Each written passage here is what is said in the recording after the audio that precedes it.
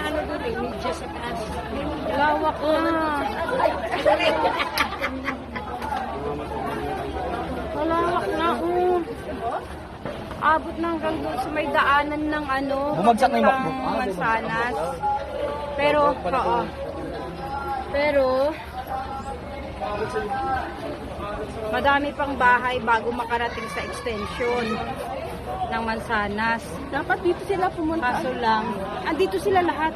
Lahat sila na mga taga dyan, andun o. Ayun o. Nag-iipon sila doon sa dulo. Yan. Yung dinadaanan na binibilan ng pagkain, yun, inabot na. Alawak na ng apoy. Ayun yung doon o. So, yan. Yan po yung update ngayon. Mas lalong lumaki yung apoy. Hanggang gitna dun. Yun, Lanzones na kasi yun. Dulo ng extension ng Lanzones na yun. Kinain na rin ng apoy. Oo. May kumot-kumot pa sila, dapat tinanggal yung kumot. Kasi pag naabot yun, pasok yun sa loob ng bahay niya. Ayun, yun.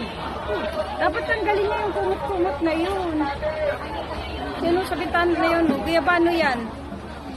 Oo, Guyabano ang bahay na yan. Yung may bakery.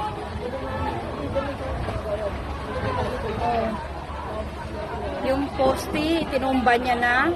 Yan, yung poste kanina. Ano?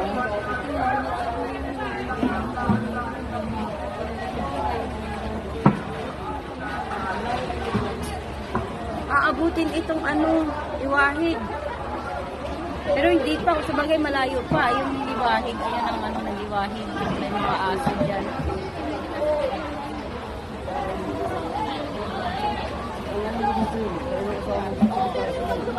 Kanal na lang kahit yung kanal. Ay, ito, nagtutulong-tulungan sila sa baba. Ayan, nagtutulong-tulungan sila sa baba ng mga ano, tubig galing sa kanal. Tatapon sila. Basta wag lang lumipat sa paderyang ano, apoy papuntang Hiwahi. Hindi aabutin. Yan po yung update natin. Halos ang buong squatter kinakain na ng apoy. Agas mo ba?